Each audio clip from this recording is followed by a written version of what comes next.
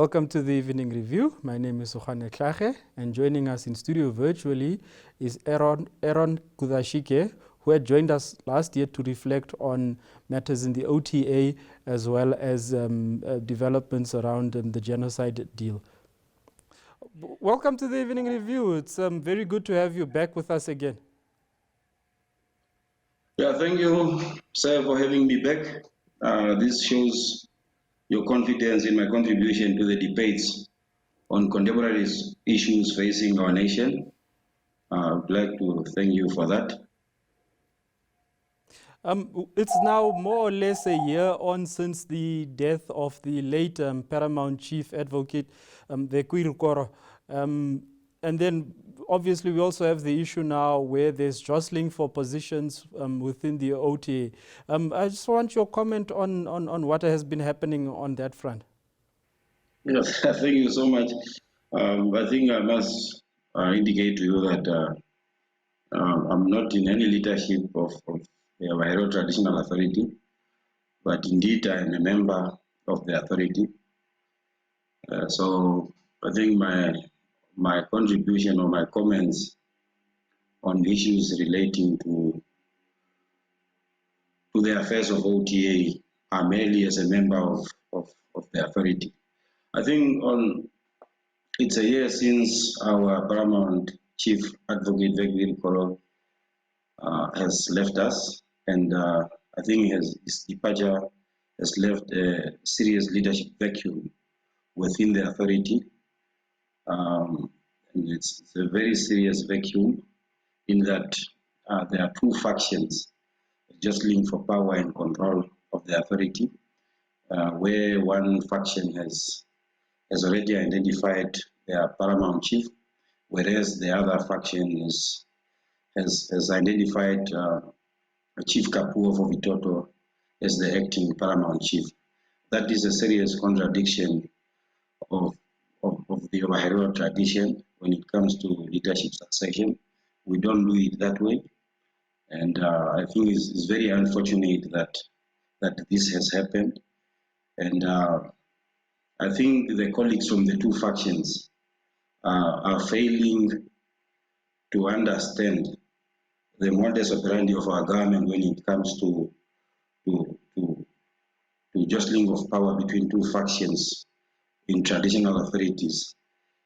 Our government has a modus operandi of choosing one side all the time, and they always choose the weakest side between the two, and they support that side. And as you are aware, or as the members of the public are aware, that our government is interested in interfering in the affairs of the Ovaherero Traditional Authorities because they know very well that OTA is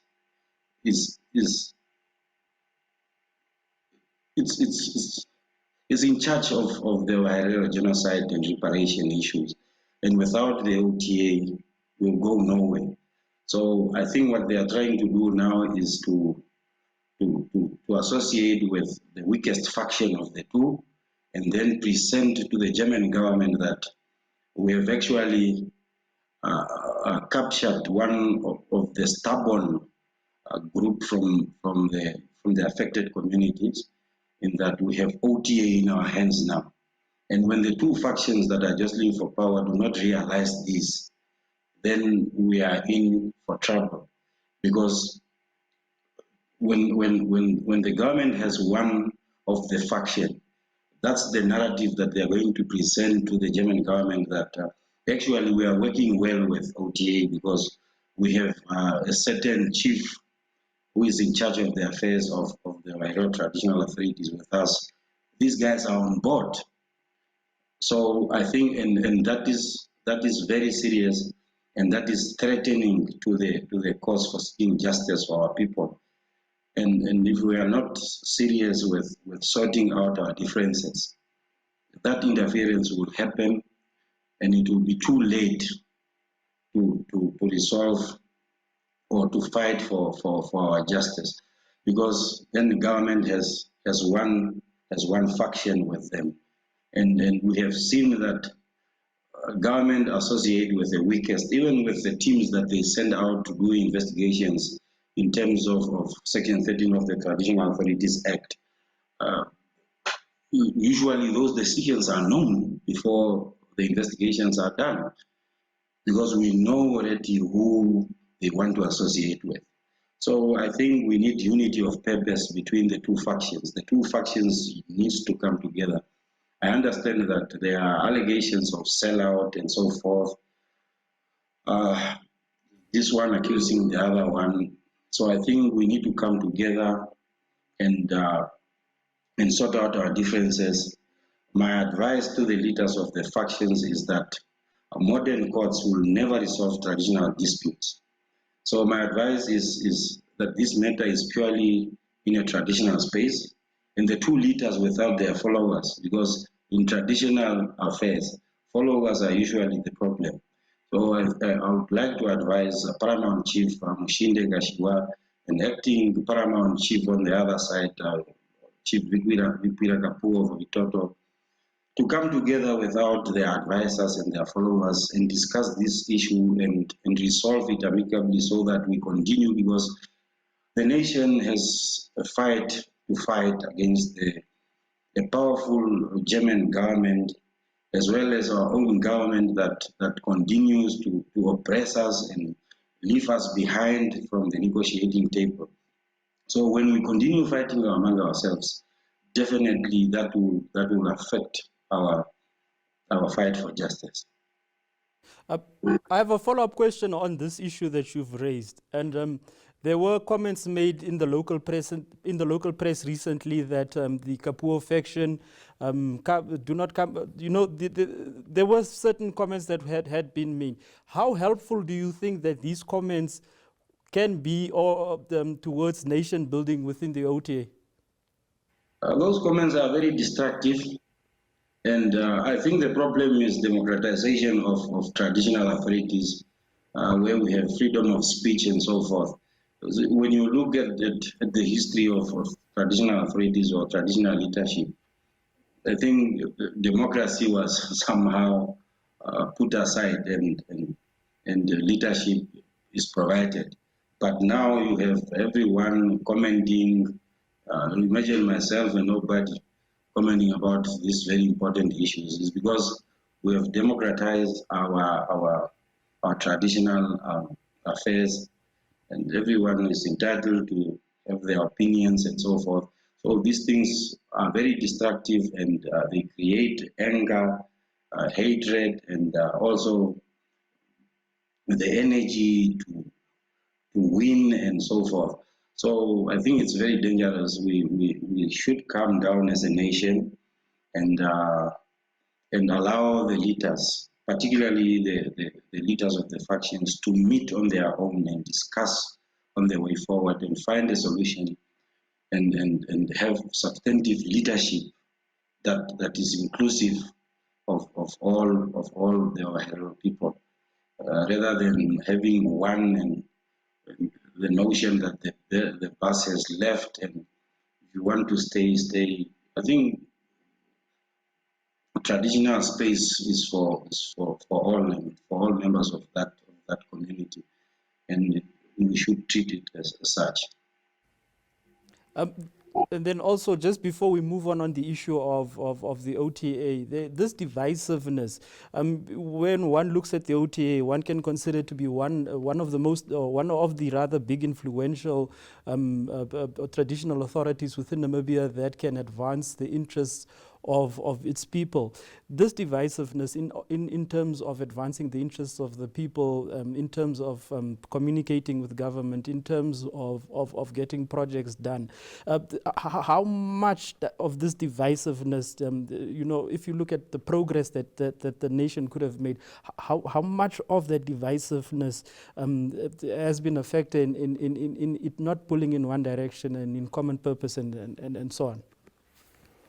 I think it's. I must be honest that the impact of the division is massive, and when it is massive like that, it will definitely affect the project implementation, as well as community engagement and those type of things. So definitely the community is affected. I'm sure in this process, I would like to assume that maybe bank accounts have been frozen because there are litigations going on. So signatories are divided, one on the other side and one on this side. These things are possible. I'm not saying they're there, but they are possible. And so these affect the programs of the authority. But our wish is that these differences are set aside and we continue as one. I think what I always tell people is you must be worried when I was working with you yesterday and today we are not together in a community project. This is not about my house or my kids. It's a community project. You are trying to provide leadership to the community. So you must be worried when people are not there. People that belongs to the authority are not there. As a leader, you must be worried. You can't say we'll soldier on without. Then that is not leadership. Not leadership at all. Of course. We will be back, but we'll now have to go for a short commercial break.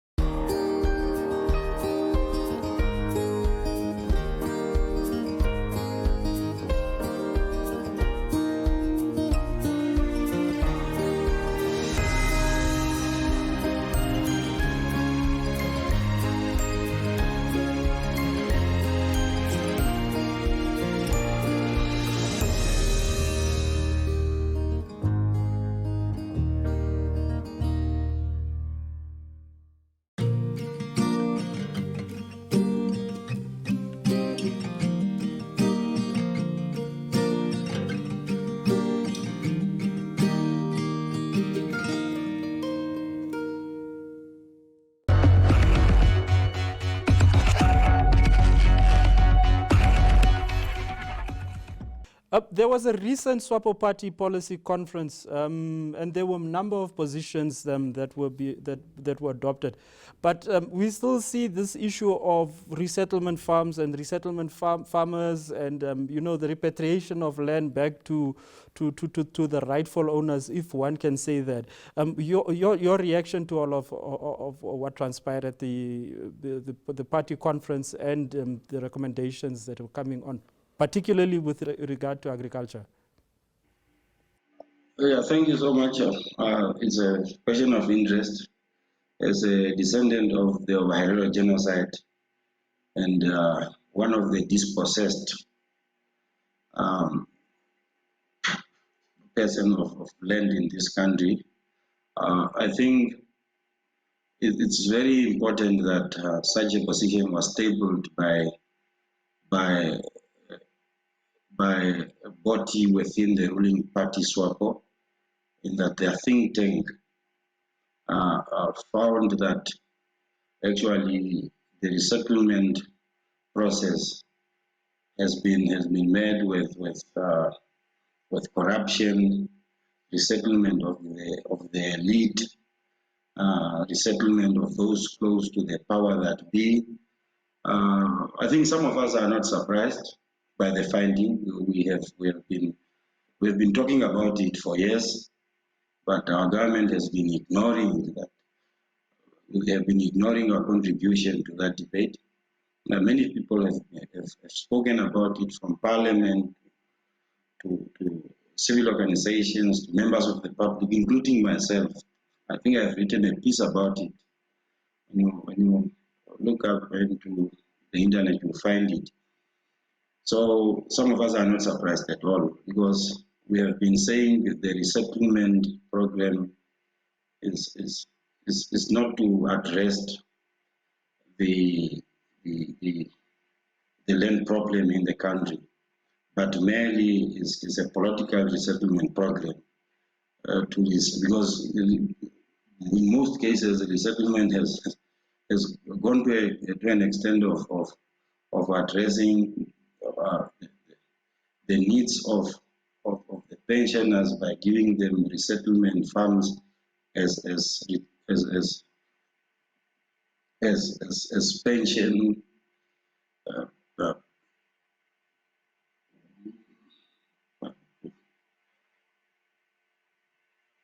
Oh, Lale, yes, he's still there. can you cut the I'll ask the question over, then we can just start the whole? yeah.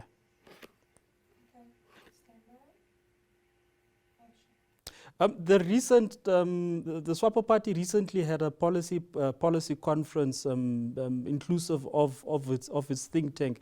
Number of issues were raised that cut across, but there's one issue that speaks to the issue of agriculture and resettlement farms. Is enough being done?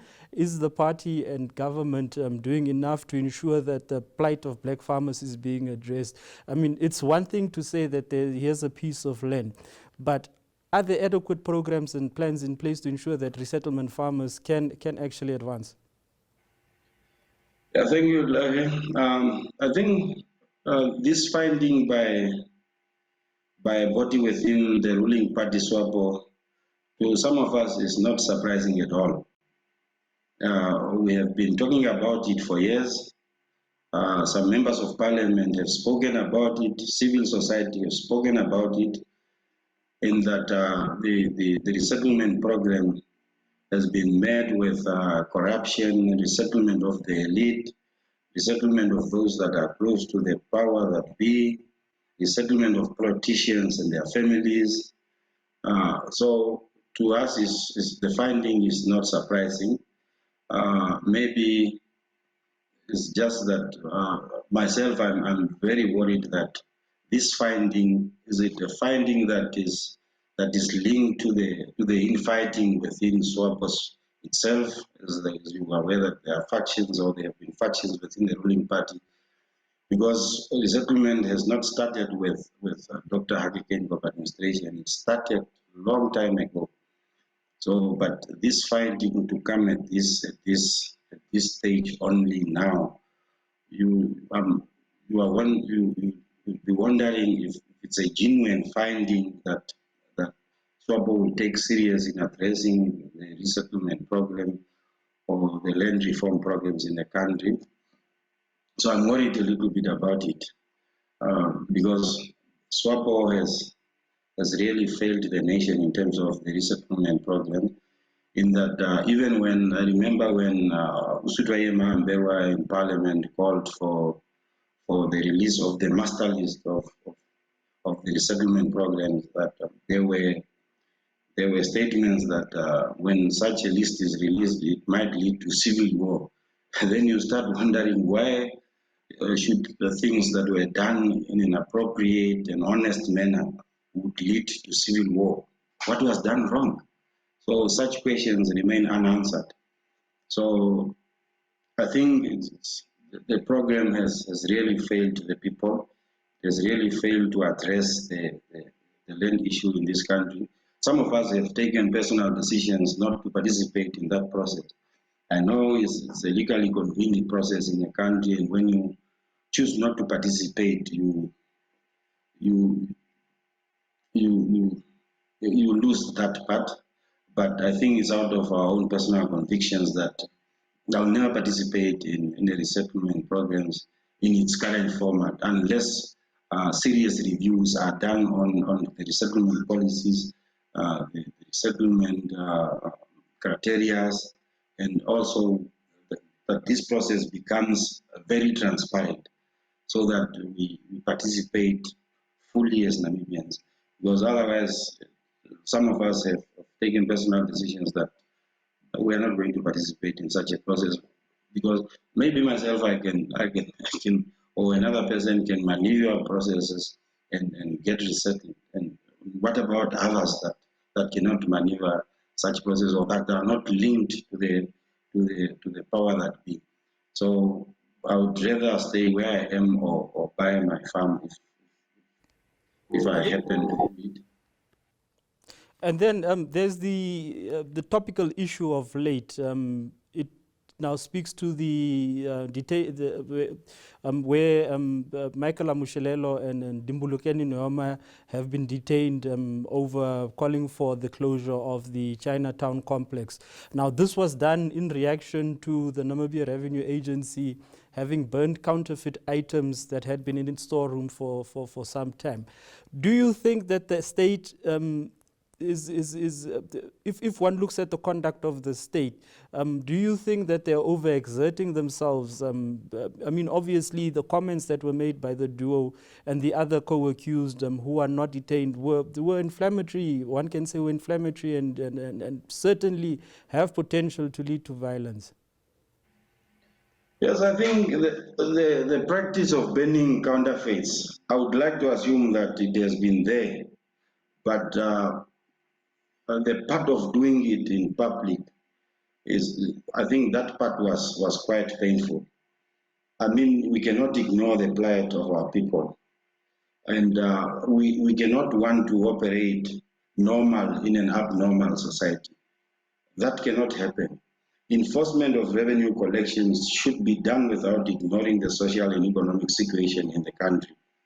I mean, the government has failed to provide the basic services to the people.